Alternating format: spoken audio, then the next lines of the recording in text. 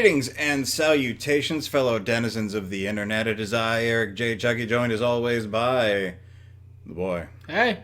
This is the Two Nerds Podcast, and before we get into today's subject, which should be evident by everything that's led you here and what is currently off-center in your screen, be as upset about that as I am, we need to do some shouting of the out to the sweet people who support us on Patreon. Do you see that ever-increasing font size feed ticking at the bottom of your screen? I'm waiting for a response. This is the internet. They can't hear. They can't respond. Motherfucker, do you think Dora the Explorer can hear what you say when you shout at the TV? She can't? Alright, maybe I need to take care of a small tragedy. Anyway, Jesse Weock, Passion Killer 711, a guy from Ohio, and Rob. You are all very cool people because you support us on Patreon. I don't care if you give me $1. I will talk about how cool you are. Dude, I mean, like, it all counts. Yeah. But in case you've blindly clicked and can't actually see the screen and are just flailing around in the dark looking for hope, this is a tier list of D&D classes. I don't know if you're in the right place. It's quality content here at the Two Nerds Farm. What are our crops? Mostly sadness. What do you want to start? Just at the beginning? I've heard in song that is a satisfying place to begin. Okay. First things first, you may notice we don't have an F tier. Because we talked about it, and we don't really need one. None of these classes are booty. There's also no, I don't know what this is tier, because we know what this is. In fact, we've done several podcasts, which are out of date at this point, on the various classes of Dungeons & Dragons. You can go back and listen to them for old us's opinions. As always, I firmly disavow anything I said more than a week ago, so you'll have to get my new opinion. Yeah, which is what we're doing here right now. Barbarians, man. I suppose we should also talk about how we want to rank these things. What factors we're taking into account. And I think that is like fun, flavor, playability, utility, how difficult the class is to approach and or play, stuff like that. Yeah, I'd also add selection. Sure. Like options. And how easy it is to DM. Okay. Because I haven't played all these classes. Even as I've been playing 5e for so many years, I have DM'd them all multiple times.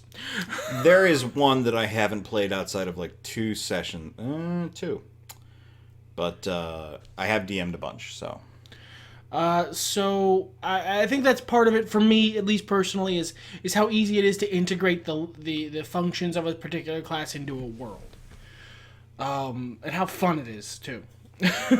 But ironically, our first option, Barbarian, is one of those that I haven't really had a lot of personal time with. I have ushered a fellow player or person I am DMing for, through their Barbarian, so I forget I haven't played a Barbarian for more than like 3 sessions. I am intimately familiar with a lot of its functionality. I've actually played several. I love Barbarian. It's a great class. You love one specific Barbarian? No, I've played a couple. Oh, have you? Yeah. Okay. Yeah, there was also that one who's based on Bucky. Mm-hmm. He was also very fun. Very brief as well. Yeah. But,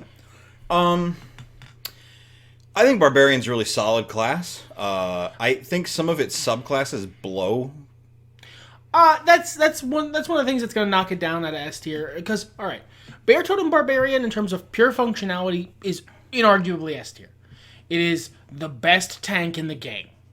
You can just soak more damage than anybody else, bar none. You have the most hit points, you have the best damage resistance. And you're still doing enough damage and being upfront melee with enemies that you don't need... You're not forgettable. They can't just go around you and forget you exist. And you don't need tank options like the Ancestor Barbarian, the Ancestor Spirit, that are literally about redirecting aggro. Or, like, soaking damage into yourself, like actual WoW, like, video game tank abilities. Yeah. This is just, you're a ball of meat who doesn't go down and does too much damage to ignore. But unfortunately, the Barbarian does suffer from the fact that a lot of its subclasses are either mechanically very suboptimal. Not even just compared to its most optimal one, just by themselves. Or they're not fun. They're boring. So I would say the highest I'd be willing to go is A tier. Yeah, I think they fit solidly into A tier. We're talking about Ancestral Guardian, Battle Rager, Beast, Berserker, Giant, Storm Herald, Totem Warrior, Wild Magic, and Zealot. And as cool as some of them are, like on paper, Storm Herald, for example. Yeah, Storm Herald sounds great, but it's bad. And Berserker's actually just bad. Yeah, I don't know that Berserker evens out for the risk you have to throw to get your reward. Battle Rager is also under-fucking-whelming. Now, Ancestral Guardian, Beast, Totem Warrior, Wild Magic, those are all really good. Zealot's not bad. It's about mediocre. Yeah, I've played a Zealot Barbarian. It's fine. It's fine. It's perfectly serviceable. It's just nothing to write home about. So I'd say A tier. Yeah, it's solid A tier. It's a really fun class. Very easy to pick up and play. Very, very new person friendly and always fun to DM. It's just not got the best subclasses. Yeah, I think there's a lot of options with Barbarian. You know, we like to color outside the lines when we play. A Barbarian doesn't necessarily have to be Conan or, you know, similar things like that. I don't know that I've ever actually played, even in previous editions, played a proper standard Conan, like, I am a wild man, I wear a loincloth, here is my battle axe, Barbarian. No, you played a Bardbarian. Yeah, I played a Bardbarian. I played... Not an actual dual class.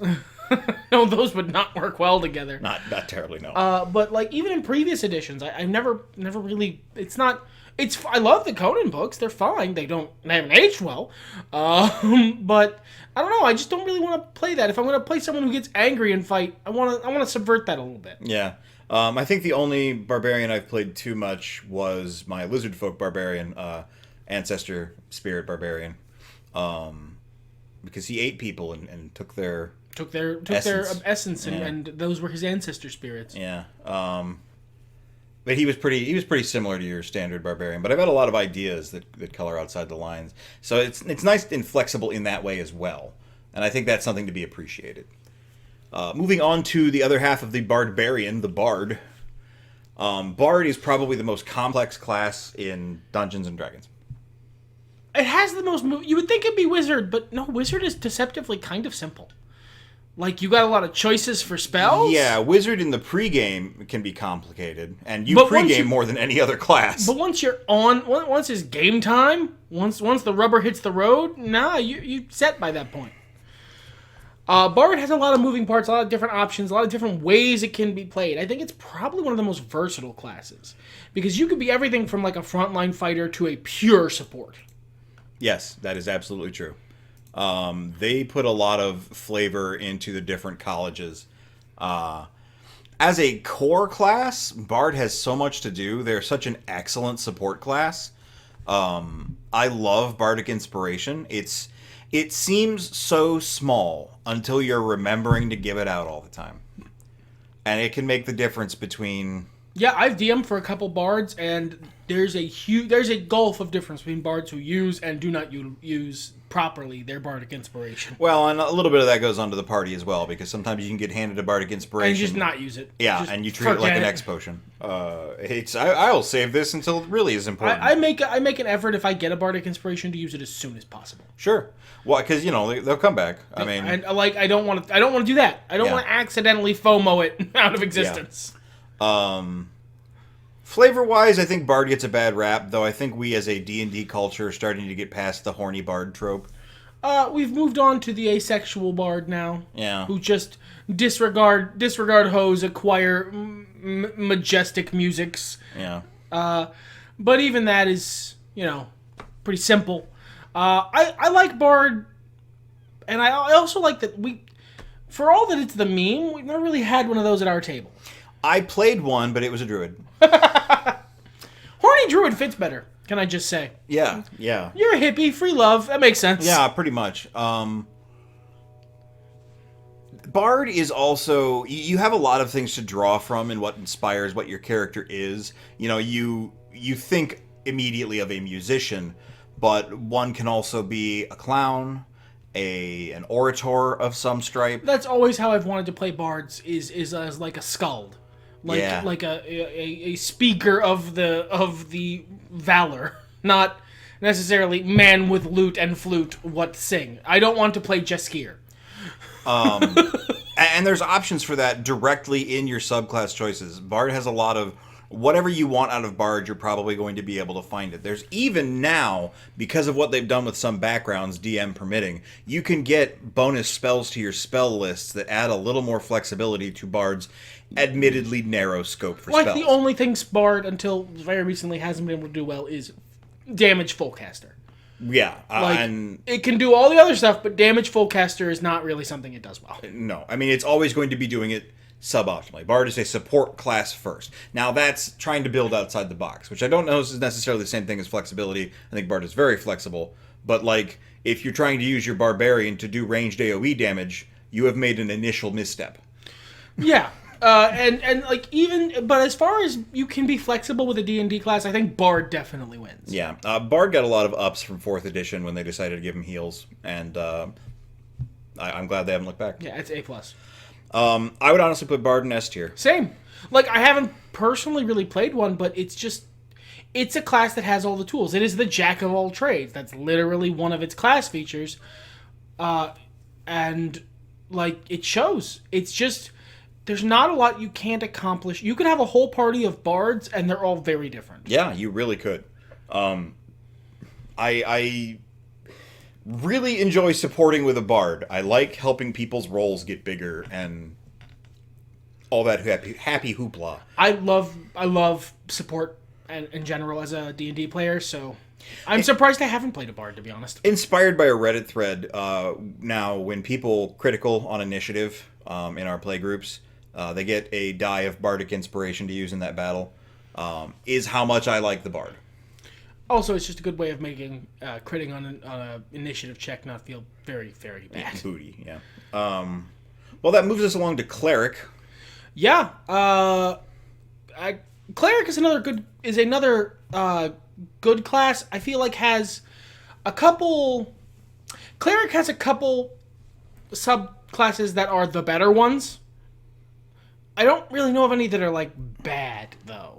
No, a couple are maybe underwhelming, or because they are named a very generic term but come from a specific world or setting.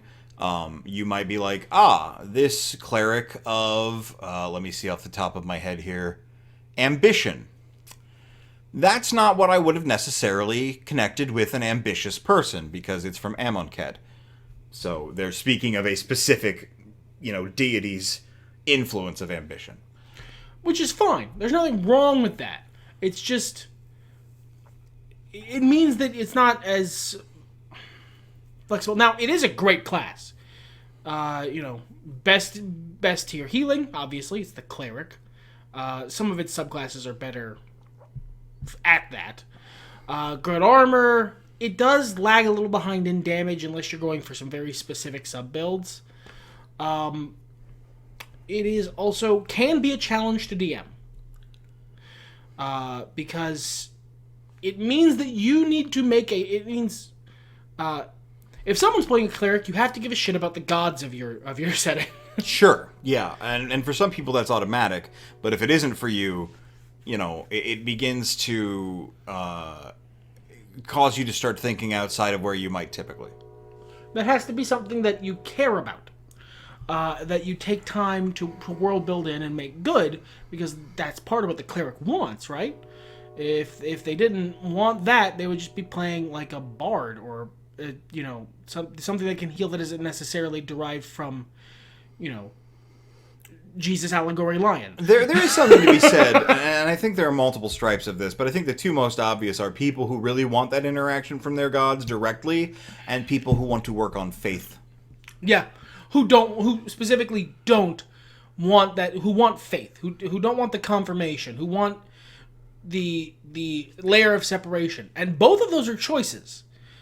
And so you got to make one. Right. Well, and at level 10, that choice might change. Right. Because, Divine intervention. You get a literal class feature that says, no. And they do have things where, like, they'll often talk through messengers, and there's ways you can play that, like, get creative with it. An old man curious comes by and offers you a piece of advice at your church or whatever. Yeah. But like all of that, it's not all of that is a choice.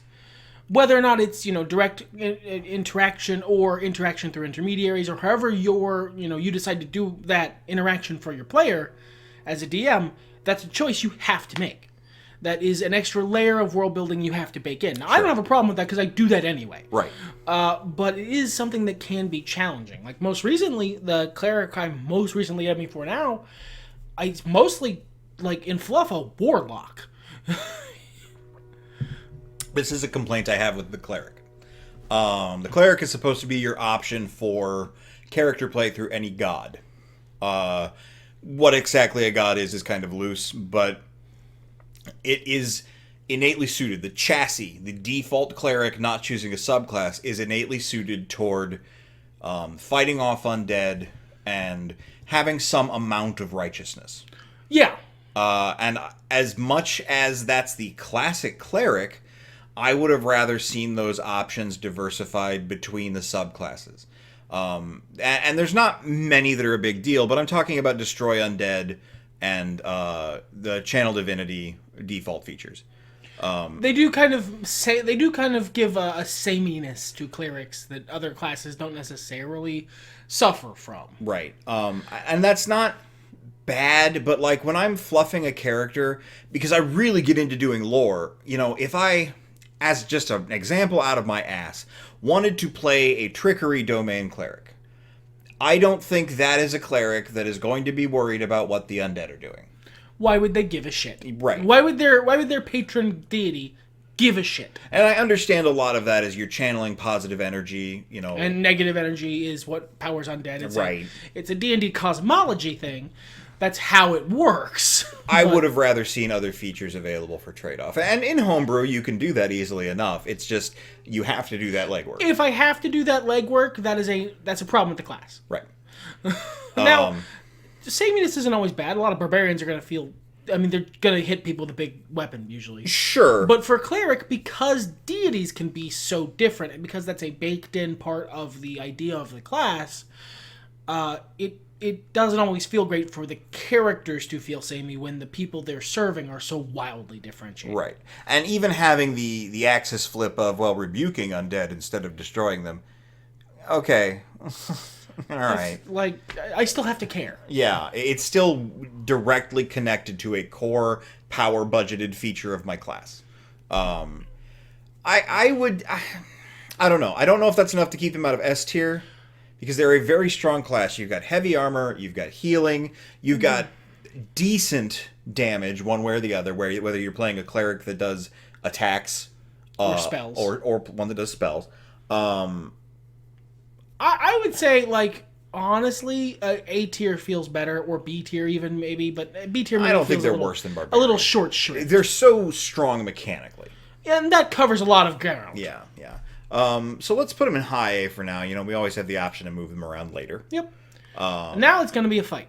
I have frustrations with Druid. I do not. No. I have none of these frustrations. No, you don't. And I'm going to try to keep it short-ish. Why? Because I'm sure everyone is tired of hearing it. I'm kind of tired of hearing it, and it's in my head all the time. I love the idea of a Druid. I love the 3rd edition version of a Druid. And D&D 5e has... 3D Druids also had wild shape. They got to choose. That's true. That's fair. And we do have options now where we kind of get to choose, but they're not as good, and they're very obviously aftermarket. You like the idea of nature cleric, and then also you have to turn into a horse, and that bothers you. It is just so much of their power budget. Yeah, it is. Well, because if turning into a horse isn't something you want, nature cleric. But it's different. Nature cleric gets different shit. They have to care about undead. First of all, that is a thing. That's part of it. But there's a lot of subclass features of Druid that are intrinsic to, being off of the Druid main class. And you don't get that in Nature cleric. And wild shape is absolutely part of their power budget. It is a big, very versatile, very cool feature that I like a lot. I struggle. I want to, but I don't want to do it in a game that I'm I might have to change my character because I hate doing that. Just because it fucks with the flow of things. But I want to try to find... I'm trying to break him of this. I have damage. I'm trying to find a druid character idea for someone who would use wild shape. The frustration I have with it, the largest thing is that it's... When you're playing a barbarian and you rage, that is a choice to use your temporary buff to get better at the thing your character does. Right. When you are, as a druid, choosing to wild shape, that is a choice to use your temporary buff to stop using everything else your character does. And just use that for a while. Yes. And it's clunky. I don't agree. I never have. No, I've never thought of it as clunky. It is a different mode. It is sometimes when you're a transformer, you're a robot man. Sometimes you're a car. It is the way it works. They have added some stuff. You can use Find Familiar, which is a mediocre spell, instead of Wild Shape. Yeah, they ask for number of hours equal to half your druid level. So, like, they have options. And certain, especially the newer subclasses, give you options to... They clearly have options that were put there for people like yourself, who like druid, but don't want to turn into a horse. Right. That's a valid... Look, I'm not... Just because I don't agree doesn't mean it's not valid. Sure. That you find it clunky is a problem. That's a problem they're trying to patch with various, like... Wildfire, where you turn into fire. You don't like fire, and that's, an unfortunate coincidence. But that's whatever. I know I'm in the minority on that. Or spores, where you just produce spores instead. Or Twilight, I think it is, where... or is it Twilight, the one that turns into Starman? It might be Stars. It's Stars. It's Stars that turns into, like, a creature made of stars and does healing rays. They made Boomkin. The other problem with Druid, and this one you do agree with me on, is the Archdruid capstone. Yeah. Archdruid, look, I like Wild Shape. I don't have a problem with Wild Shape. A free unlimited Wild Shape is a crap capstone compared to the other capstones. Now, it's rare the D&D campaign makes it to 20th level in the first place, so I don't know how much of a problem that is. Sure. But, like... But, man, if you make it to 20th level and that's what you get... If you're a Stars, Wildfire... Spores or Moon Druid, that's great. Well, because your character's built around using that for something else. If you're a Moon Druid, you have to deal with the shitty Moon Druid capstone at 14th level of, I get the Alter Self spell. You know, the thing that Changeling gets for free. That's some PHB business. That is some PHB business. And it's the aftermarketness of these options that frustrates me. I would have loved to have had... Moon Druid be the druid that does Wild Shape and does Wild Shape best. And even if it wasn't another option for the rest of the druid classes, give the other ones that's too much power budget for a subclass. It probably is. Although, druid core class doesn't have a whole lot, period. But it has the best spell list. And that's what attracts me to druid. It's got such interesting spells. I love the Sorcerer Wizard spell list. It's probably the widest. But the best spell list is in Druid. Wizard is absolutely the widest. Yeah, Wizard is... because by a country mile. And if it wasn't, that would be a failure of the class. Right. But we're not there yet. I would say that Druid, with the problems it does have, that I even agree with, and with... apparently this is not an uncommon problem that people have... I would say B tier is a good home for it as a compromise, because I know you want it lower. No, actually, I was going to suggest B tier, because I'm trying to be realistic, because I have seen a lot of people who just love Wild Shape. The use most people find in Wild Shape is my druid turns into a tank until it's done being a tank, whether because it's lost all of its hit points or whatever. And later levels, this is a utility ability, because I can fly and scout. Or turn into, a giant elk who the whole party can ride. Sure. Or a dinosaur. It is weirdly situational and awkward to use for what is a very clear core part of the class's power budget. I think, honestly, it would have been better... This is going to sound weird. I think it may have been better if it was more of the class's power budget. Theoretically, sure. I don't necessarily hate that. If you just turn all the way into the skid and make the nature caster a different class. Because the thing you're finding clunky is the inherent is the inherent friction between half my class is locked behind a wall. If I use this very central feature of mine, I can't use them both at the same time. It makes my class feel very bifurcated. Right. So turning into the skid and making Moon Druid the default, you are wild shape and the spells are an afterthought. Yeah, I mean, that's what I would have done. I would have even taken maybe some of the, given Druid a slightly different spell layout than the standard. Because something obviously closer to Warlock. A little bit more souped up from Warlock, but... closer to, though. Closer to, yeah. Maybe even more like Paladin. Yeah, that's actually... That would have been fine. Nature Paladin rather than Nature Wizard. Right, and then if you go with one of the other more spell-heavy Druid options, they give you more spells to use, or now you use this spell system, or you get this many bonus spells per level, which equals out to the other thing, or what have you. I feel like the design on Druid is probably the worst design in 5e, and I don't mean that as in the equals in D tier, because it's still a strong class. I've played a Druid. One of my favorite characters was that Druid. But it just is...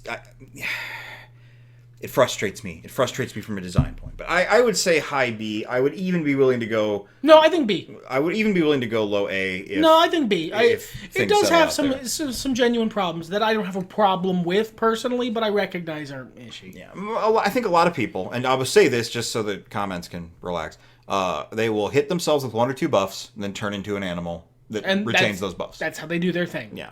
And that just kind of makes you a shitty barbarian. It really does. Like, that's the optimal choice for doing the Druid thing is worse than the other class that could have done this. And while doing it, you lack your access to versatility. It's just very bizarrely set up. Anyway, let's move along to the Fighter. Yeah, Fighter is a simple class, unless you have chosen one of the 1 or 2 subclasses where it gets weirdly complex. It's about 4 at this point, but yeah. Well, I mean, like, time keeps it marching ever forward. And Fighter's one of the classes that has the most subclasses. But they're all the same guy. There are a couple that stand out as being very different, like Echo Knight or Eldritch Knight. Sure. But, like, there's not a wealth of difference between Brute and Champion. No, I mean, you've picked the best examples there, and there's a lot of overlap, especially with some of the Unearthed Arcana subclasses that are not official. Honestly, there's not a wealth of difference between Brute, Champion, and Samurai, if I'm being perfectly honest. Samurai's got some different stuff. They have their own... They have... Each fighter subclass has its mechanic. Yeah. Its thing it introduces. And they're not bad. I find some of them are a little underwhelming. Arcane Archer, for instance, is usually underwhelming in actual play. It reads real cool, but you don't actually get to use the cool Hawkeye arrows enough for it to feel central. I mean, I believe you get them back on a short rest. I think the person we've been observing using this is underutilizing their sweet arrows. Possibly. Because they do add a lot of extra damage. They can be really great for tactical, application. I am currently playing a fighter, and at level 6, I am able to pour out a shit ton of attacks, and I'm playing suboptimally. You're playing Fluff first, and at level 6, he's just a blender. I'm the DM for this fighter. He is a blend. I can throw in an extra 3 to 5 monsters in the combat from what I would usually do, just because I know he's going to murder them. I'm doing an easy 35 damage a turn. And get this, he doesn't even have Great Weapon Master. I don't. I'm doing dual wielding, and I have the Sentinel feat. So it's giving me extra opportunities to make an attack as a reaction. Also, I'm a bugbear. So I've got that reach, and that's getting me extra opportunities to attack. It's really fun. I think Fighter is one of the most solid chassis. I used to have sort of a derogatory about Fighter, another They human just fighter. stand there and smash. They're not even as interesting as Barbarian, but that's not the case anymore. No, it certainly isn't. It was in 3rd edition. You can get a fighter that's like that, as you said, the Brute and the Champion, that they're very simple and there's not a lot to think about. Or you can go really complicated and have a supportish fighter like the Purple Dragon Knight, or you can really lean into having arrows like the Arcane Archer and the Sharpshooter. Or Battle Master and just have a whole bunch of different fucking maneuvers you can do. Yeah. Not quite the Tome of Battle, to use its official term, but like closer to it than other things. And there's nothing wrong with wanting a fighter who is just, I hit it with my fucking sword. That's not a bad thing. No, yeah. I'm playing, what the hell am I playing? Monster Hunter? Probably, yeah, Monster Hunter. That sounds about right. Given the character. And just those superiority dice are really fun to decide to throw out. Hey, I crit. It's time to throw out a superiority die. Yeah, it's your own little tiny smite. Yeah, little mini smite. I think fighter's really good. I struggle to suggest putting it above cleric. I struggle to suggest putting it in A tier. Okay. Just because, despite all the stuff we've said that it is good about it, it doesn't really have the same zazz as like the stuff in A and above. Do you know what I mean? I can kind of get you. As much as I don't want to shit on it though, I don't think it's worse than Druid. That's fair. Oh, absolutely. I think it would go above Druid. I'd say low A, high B. I'm fine with either. In the same way, we'll put it high B for now. That I think Bard is a very complicated class.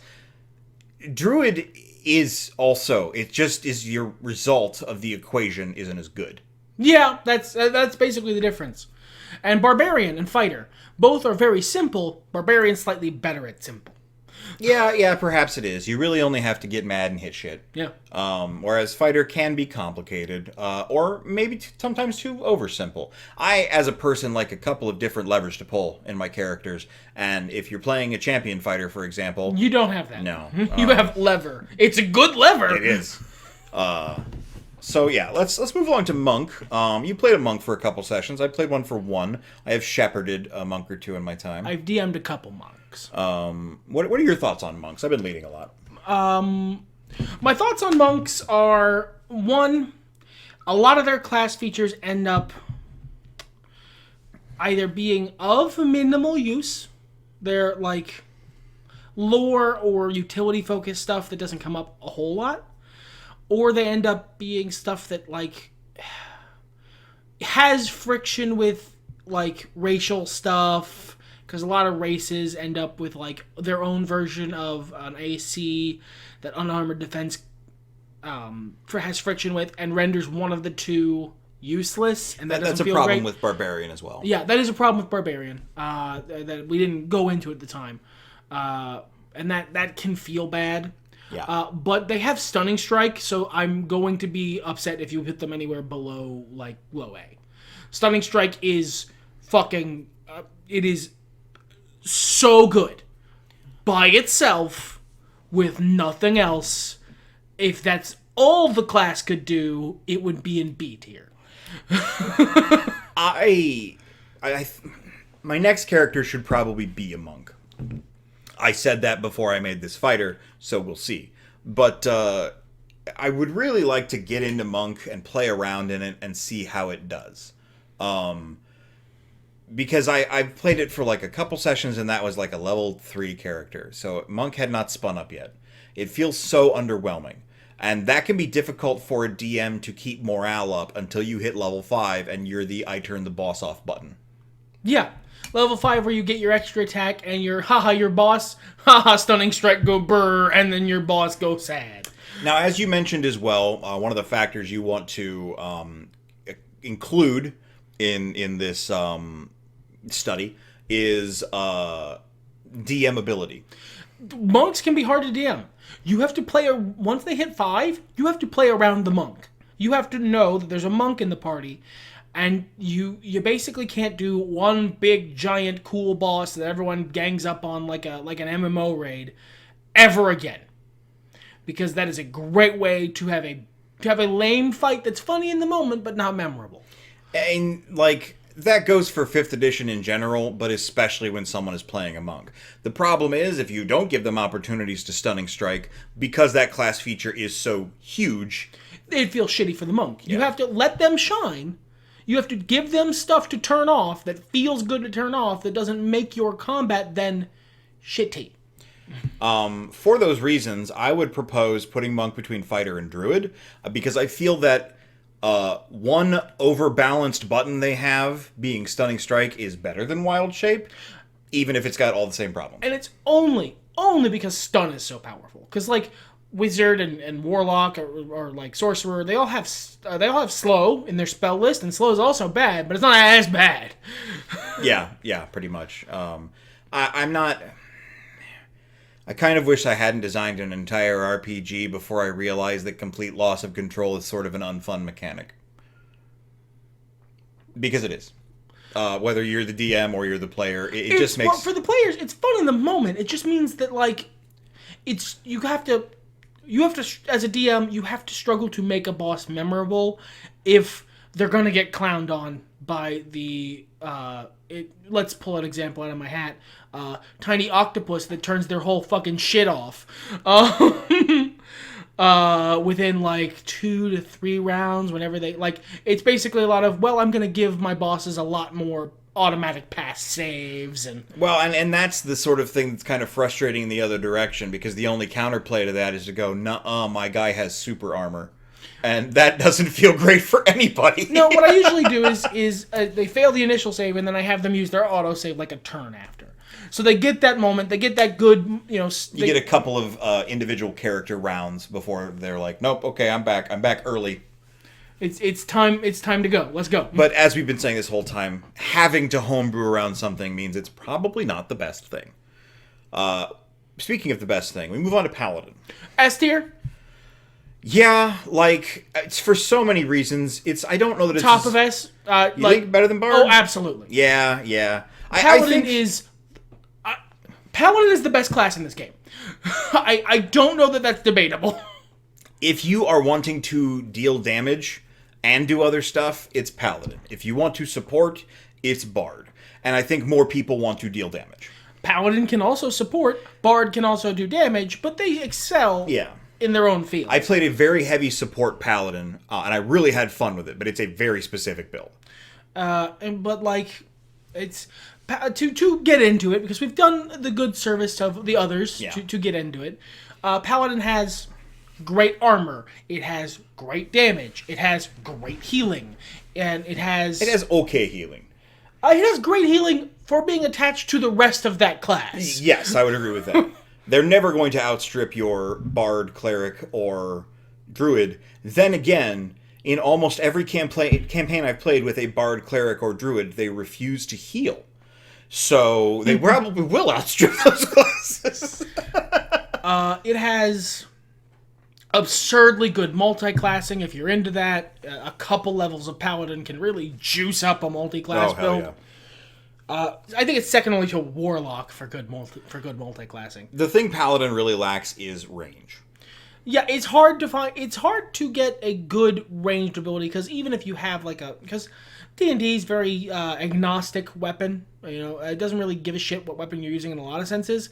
For Paladin, if you're using a bow, a lot of your shit doesn't work unless you're in melee. Yeah, you can only smite in melee. I believe you have the ability to get the cleric spells. Like there's an alternate Paladin path you can take now where you can get cleric cantrips. So you can be a ranged Paladin, but you're still underplaying. It's kind of like playing a Warlock without using one of the 2 Warlock builds. You can, but is it a good idea though? Yeah, not necessarily. But I don't know that Paladin needs range. It's a very tight class. It feels broken, and that's fun. Yeah, it feels broken, but as a DM, it's not. No. I have DM'd more Paladins than any other class, and it's not close. It's not broken. It's fine. Yeah. Look, do you have great weapon mastery or basically that's broken. Look, that's the bar you have to measure against. Is it more broken than any other class using either sharpshooter or great weapon master? If it's not, then it's not broken. I'm sorry. Yeah. Now you stack them bitches up. Well, let me tell you something. Oh, that's the good stuff. Ranger is the next class we have to evaluate. So we need to make a call here. Are we talking about the core book Ranger, or are we talking about the revised Ranger we've been using since we started playing 5th edition? I never really know which is which anymore. Core book Ranger basically is overcomplicated, is part of the problem, and undertuned, most especially with the core book subclasses. whereas Revised is better. Revised is cleaner. It is the one we usually use. Yeah. I'd say that's the one I'm going to want to talk about because I don't really have experience with the other one. Not really. I mean, even still, it's not like the best class. It's not bad. It gets a lot of unfair stick, but because you can make a good character in it, doesn't mean that is easy. Yeah. We also use a homebrew rule for Beastmaster Ranger, where the beasts have a little more autonomy than they do even under the Revised Ranger. It basically just gives them they're a pet. They're like their own thing, not I have to utilize part of my turn every turn to make my pet do anything, which feels shitty. Yeah, but that is homebrew, so not taking that into account, it is shittier.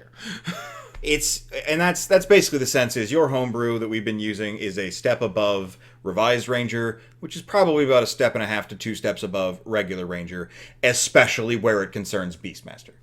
Which is what a lot of people want. A lot of people want to play Drist. Everyone else wants to play Aragorn. I like Ranger's Magic. They don't have the best spell list, but they've got some standouts. Hunter's Mark is such a wonderful spell. I will say this one also, Ranger also suffers because it's got real samey subclasses. They've managed to fluff them out really hard, but ultimately they end up being you do some extra damage. And mechanically they end up being you do some extra damage, and even in fluff it's I am a ranger, here is what I hunt. Or I am a ranger, here's where I go. One of the two. Yeah. And it feels very samey. That is another thing they got rid of was the favored terrain is no longer a thing in the Revised Ranger. Which is good. Yeah, it's just overcomplicated. It asks too much of your DM. It feels like it would feel good, but in reality, you're never actually there. Yeah. I hate to put Ranger into C tier because I don't think it's a bad class, but I just think it's C tier in alright, there aren't any bad classes. They're all perfectly serviceable. You can make good characters with all of them. There's a reason we don't have an F tier, but in this particular grouping, I think Ranger's a C or maybe a low B. Yeah, this is a very granular rating system. You know what I mean? It's like the MCU tier list. Sure. A C tier on the MCU tier list doesn't mean the same thing as a C tier in a general movies tier list. Exactly. I do like Ranger, and one of the first Rangers I DM'd for was a Horizon Walker, and they were upsetting. Because it was min-maxed. It sure was. With minimal effort to someone who is completely new to Dungeons & Dragons. Yeah. Ranger's a pretty good class. Don't overlook it. But as granular as we're being, I don't think it's as effective as Druid. Having played one, halfway through playing a Ranger, I went, I need to have something else on this because my character feels under-realized. And I multi-class with Rogue, and that was great. It gave me enough more that I felt good about what I'm doing. So that's a suggestion for you playing. Gave you some sauce. Yeah, gave me some sauce to play with. Speaking of Rogue, that's the next class. I actually struggle with where to put Rogue. Yeah. Because Rogue is Wolverine. They're the best they are at what they do, and what they do is not very nice. But the problem is, they're also very all or nothing, because they're one of the only classes that has a very hard time getting an extra attack, even up through fucking 20th level. And even if you give them extra attacks, that sneak attack only works once per round. So the extra attacks are just extra opportunities to try and nail their sneak attack. Now, their sneak attack is a fuckload of damage, but it also, and Rogue has really benefited from the good power creep that comes with the edition getting older, because now it's much easier to get your sneak attack off. You have a lot more tools as a rogue to get advantage and thus get sneak attack. That's a double-edged sword, though, because a lot of the early classes are completely invalidated by aim. Because the Swashbuckler, and I can't remember if it was Inquisitive or Mastermind or both, all had alternative ways to get your sneak attack. Now that you can just not move and get sneak attack, and advantage for that matter. Yeah, aim existing really just completely cuts the knees out of half of their And they weren't very good in the first place. No, it has the worst subclasses of Absolutely. any class, bar none. Assassin Rogue is actual shit. I like Arcane Trickster. Soul Knife is cool. Thief is very classic. Swashbuckler's not bad. Swashbuckler, Mastermind, those were, you're right, they're just invalidated by AIM is their whole subclass in like a level 1 feature. Swashbuckler gets some other stuff, but it does, like, you're losing features, basically. You have redundant features with your own class. Your rogue, early rogue, your mini game was, I need to find a way to get my sneak attack every turn because that's what makes me useful. Now it's just, I can just get my sneak attack every turn, barring repositioning or anything like that. So why the fuck do I have all this rest of the stuff that lets me get it when I could just press button, get advantage? Yeah. And like you said, they're all or nothing. If you miss your one attack, you're done. You miss. Which is inherent to a lot of other classes. You know, many spells are, all right, did you hit them? Oh, no? All right. Or did they pass their save? Yeah. No? All right, well, you're fucked. That's your turn. So I don't think it's, like, terrible or anything. No, I don't think so. The thing is, at the end of this list, I'm pretty sure D tier is going to end up empty. Probably. But I would say I'm struggling whether it would be above or below Monk. It doesn't have Stunning Strike. But it does pour out like 4 times the damage of a Monk. It is much easier to counter. It is much easier to work with damage than it is my boss can't do fuck all. I mean, that's fair. So yeah, below Monk.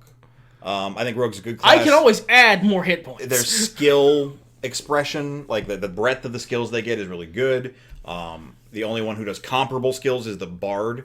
And the Bard has a better all around everything else on top of that, so right. that's why the tier difference there.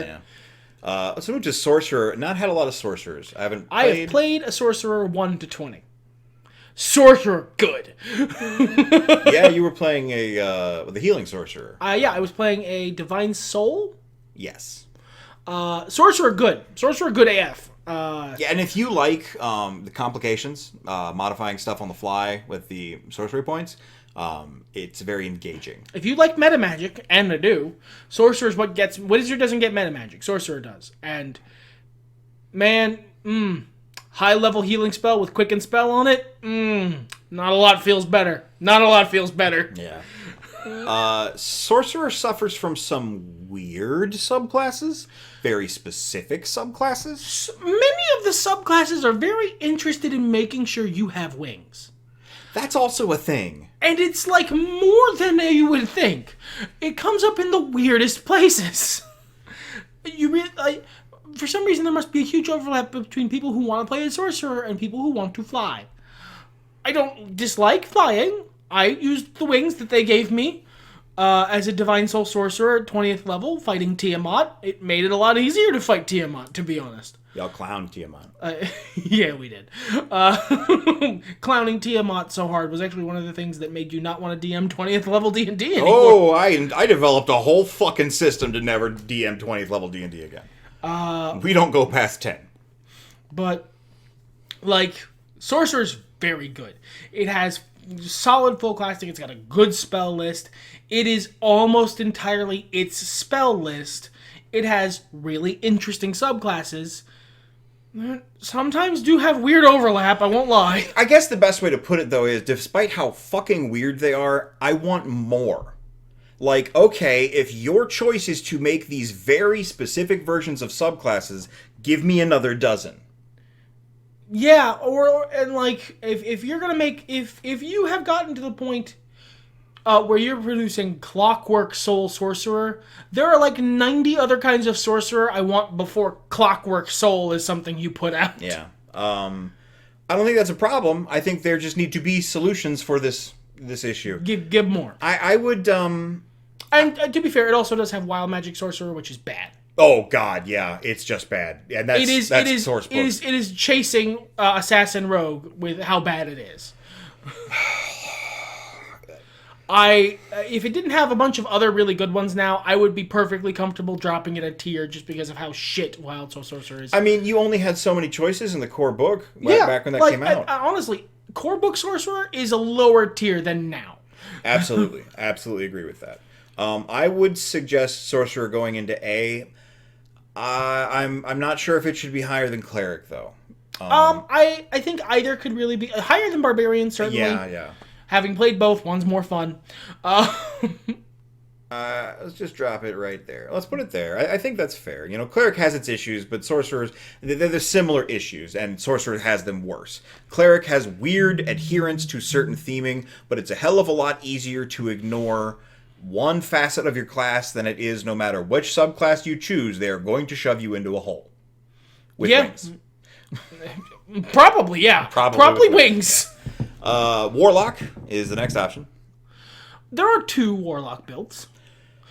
They have a lot of different fluff around them. But there are 2 Warlock builds. The core of your Warlock build is going to be one of 2 things. I am either going to be using Eldritch Blast every turn, or I'm going to be playing one specific subclass that can do something else. That uses a blade, the Hex Blade. And I don't even think you have to be a Hex Blade Warlock to be successful with it. But if you're going to use something that is an Eldritch Blast, you are shooting yourself in the foot if you don't just go Hexblade.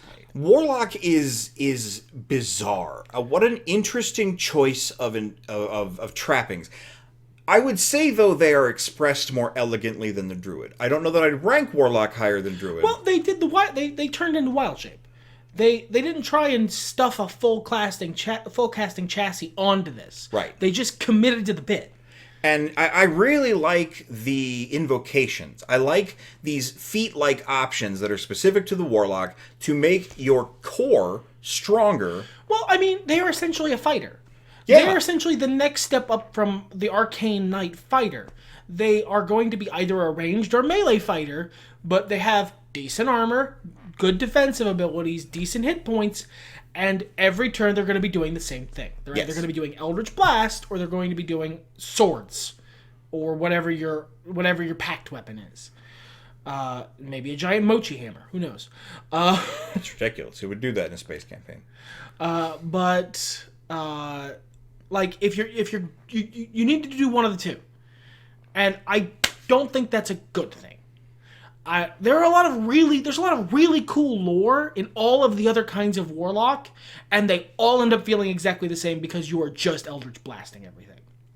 Yeah, I would say, I was about to say rather, that's exactly the problem I have with Warlock. When you describe to me a Warlock, when the book describes to you a Warlock, I am giving visions of a witch in the woods, or, a creepy man who has sold his soul to a demon for infinite power. Not magic archer. Yeah.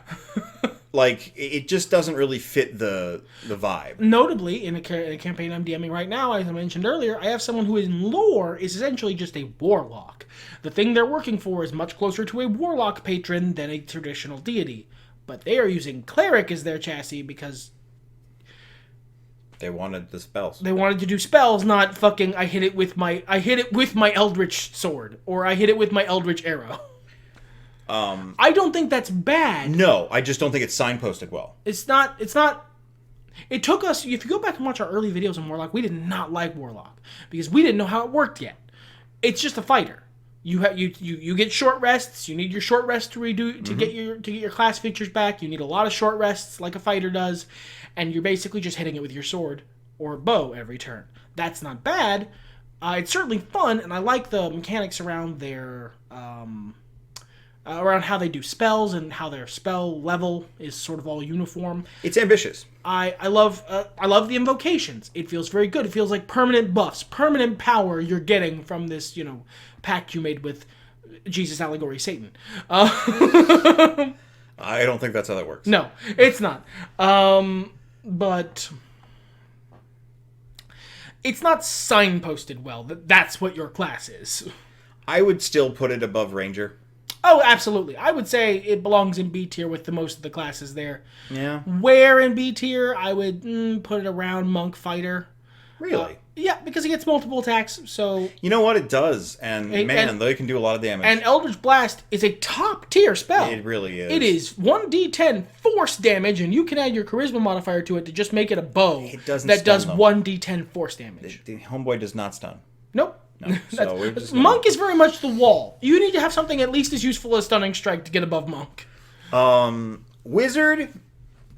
When we first did our D&D evaluation, I would have put Wizard in S tier easily because there's so many tantalizing options to pick.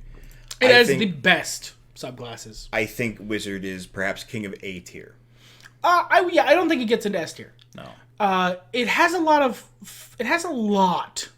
of variance. You can make a lot of wizards that all feel very different. I made a wizard who felt like a tech dude and mostly ran around punching shit. Yeah, you did. Yeah, he was a muscle wizard. Yeah. But like, you can make a lot of wizards who feel very different from one another. It has great flexibility, which is what you want. What I always want out of a wizard is flexibility. Now, often flexibility, like knowledge, is power. So in a lot of earlier editions of D&D, Wizard was the best class.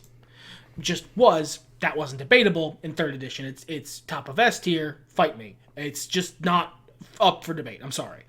But in 5th edition, they've really tamped down on some of the wilder ends of power that can come from that versatility without really sacrificing the really, really satisfying versatility you can have. Yeah, I agree. It's easy to feel strong as a wizard. It's also easy to feel weak as a wizard. You have to be smart and play smart to make the most of your wizard. Yeah, you have to... It's easy to fuck up and prepare the wrong spells for the day, and you're basically useless. Or choose the wrong spells in the first place. Yeah, you gotta, like, it requires a little thought, and that's not necessarily a bad thing, because if you're playing a wizard, that's what you want.